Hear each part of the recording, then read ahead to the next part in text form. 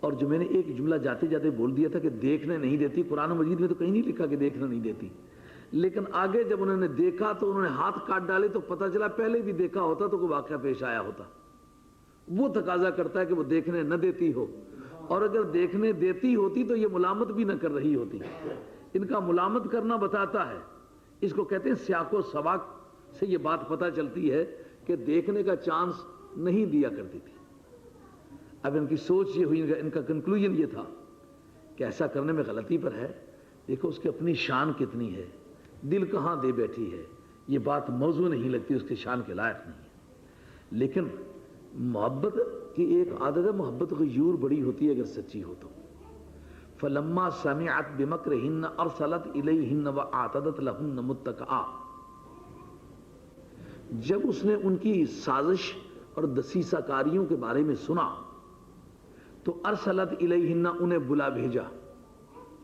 تو بلا بھیجنے سے مراد یہ کہ دعوت پر انہیں بلایا، کیونکہ اگلا جملہ بتاتا تھا اعتدت لہن متکئا، اور ان کے لیے اس نے تکیہ گاہ تیار کی، بمانے بیٹھ کے کھانے کا انتظام کیا۔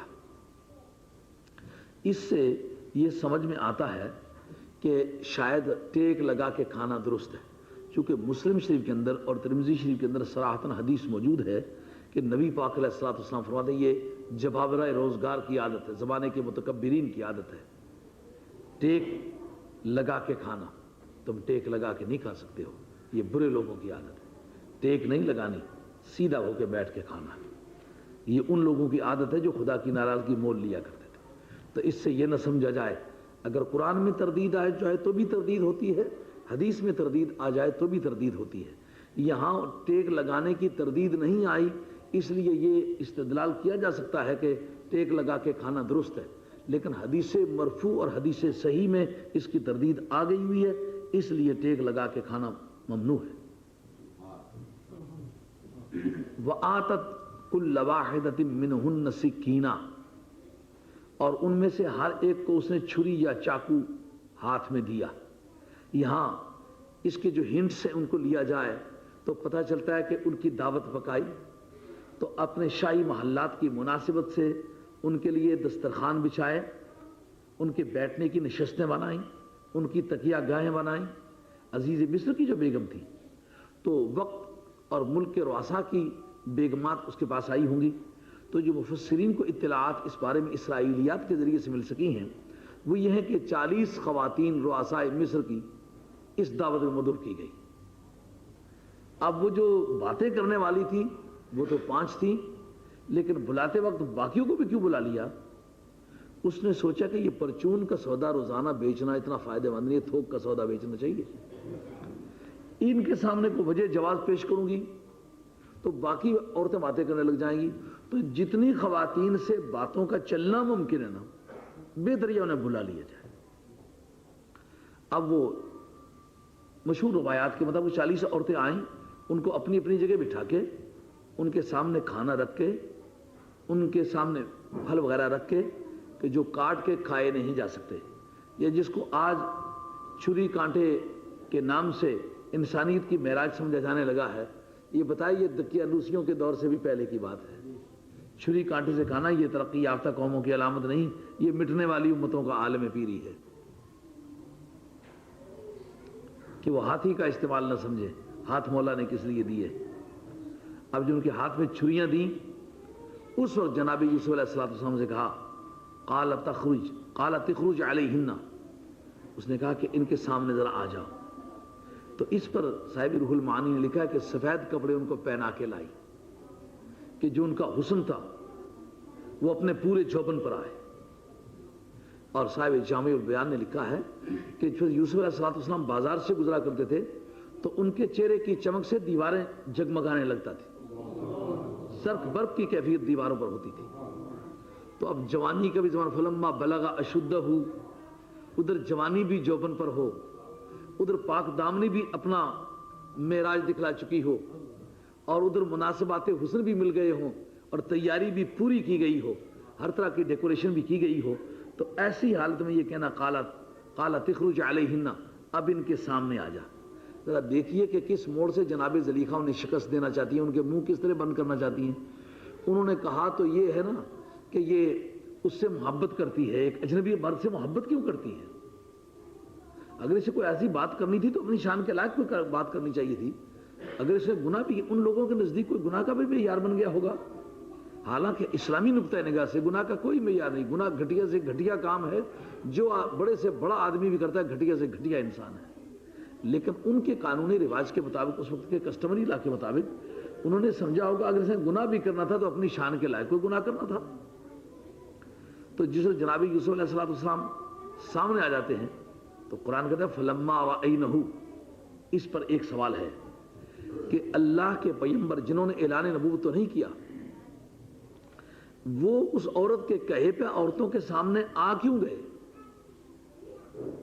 کہ اس وقت پردہ واجب نہیں تھا. تو جب پردہ واجب نہیں تھا تو آنا قابل اعتراض نہ ٹھہرا. دوسری بات یہ کہ جو گناہ کے اوپر پوری قدرت رکھتا ہو کہ وہ گناہ نہیں کر سکتا اور گناہ کا چانس بھی نہ ہو، اس کے لیے بعض صورتوں میں ایسی حالت مباح بھی ہوتی ہے. وہ پہلے زلیخا کی تنہائی میں اپنے آپ کو آزما چکے تھے کہ کسی خاتون کا حسن مجھے اپنے راستے سے برگشتہ نہیں کر سکتا، تو اب 40 عورتوں کی موجودگی میں گناہ کا کیا چانس ہے؟ اس لیے تشریح لے فلما رأینہ، جب انہوں نے انہیں دیکھا تو دیکھتے ہی اکبر نہ ہو، بول اٹھی واہ واہ سبحان اللہ، ایسا انسان تو ہم نے کبھی نہیں دیکھا. وَقَطَّعْنَ أَيْدِيَهُنَّ، اور باتیں ہی کرتی رہیں. وہ جو ہاتھوں میں چاقو تھے، یہ چھریاں تھیں، وہ چلتی ہی چلی گئیں اور ہاتھ زخمی ہو رہے ہیں. اس موقع پر بڑا قابل غور بات ہے کہ درد کیوں نہ لگا، اذیت کیوں نہ ہوئی، خون کے ٹپکنے کا احساس کیوں نہ ہوا، زخموں کے منہ کھل گئے لیکن پتہ کیوں نہ چلا.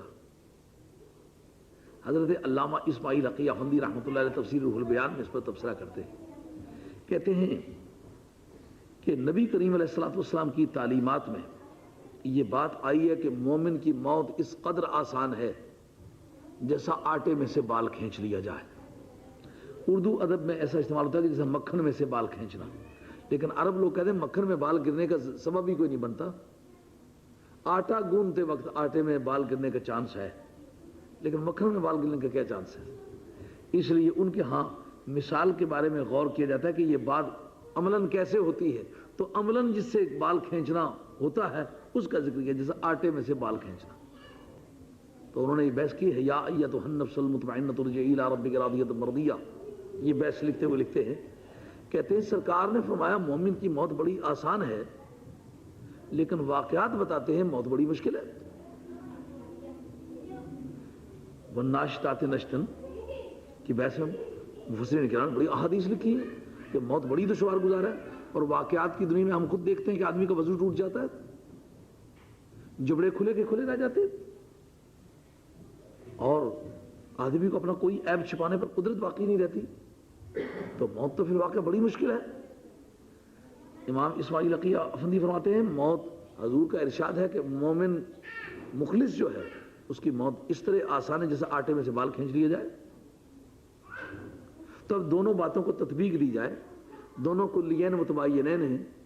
یہ جو چیز انتہا درجے کی مشکل ہو سکتی ہے اسی وقت انتہا درجے کی آسان کس طرح ہو.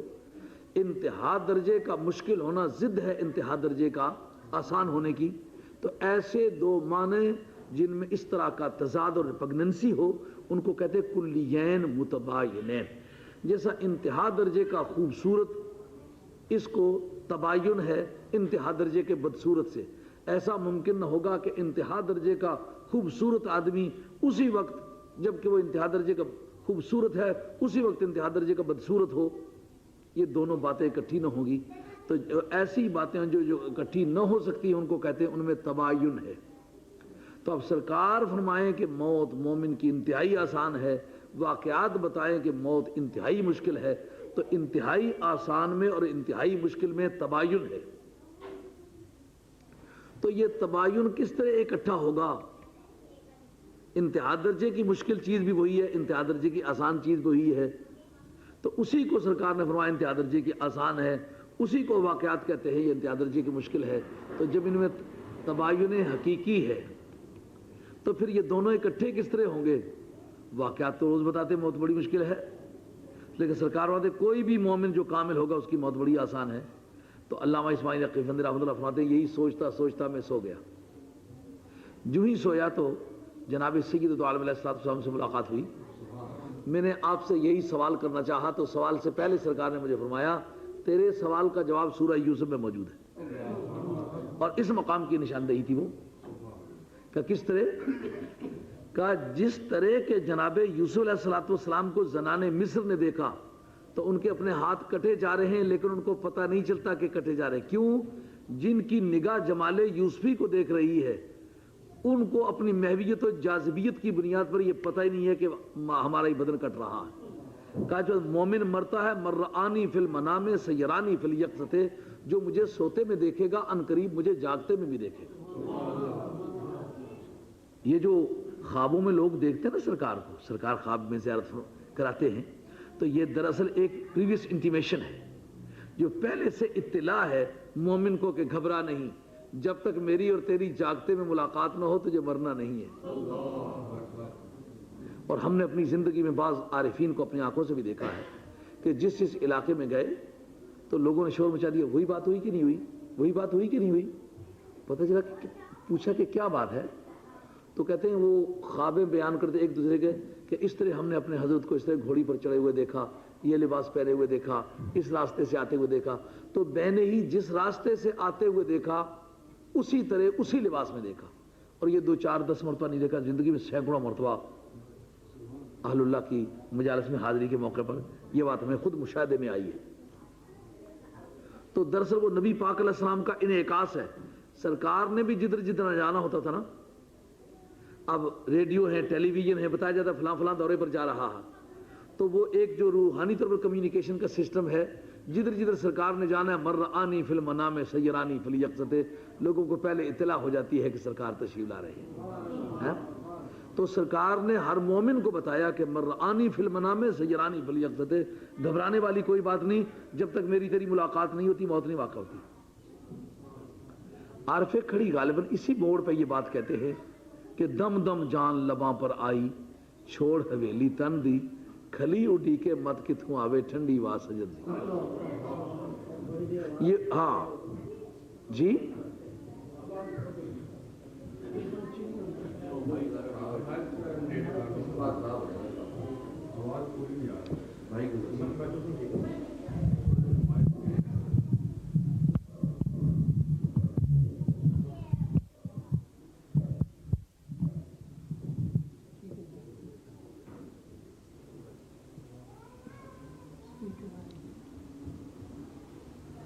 ہاں.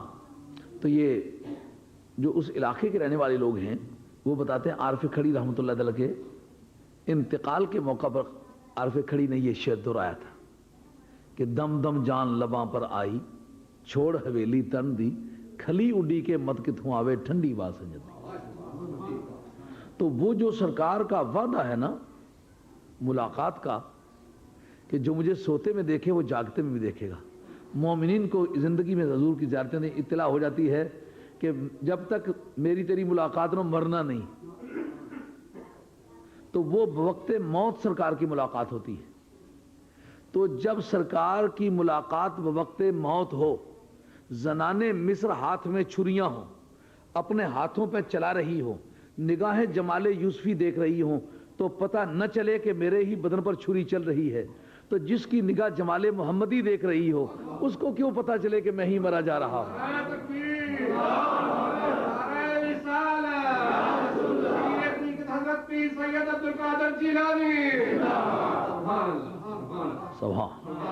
تو حضرت امام اسماعیل حقی افندی رحمۃ اللہ علیہ اب میں سمجھا کہ وہ موت مشکل کے طور پر مشکل بھی ہے لیکن آسان کے طور پر آسان بھی ہے.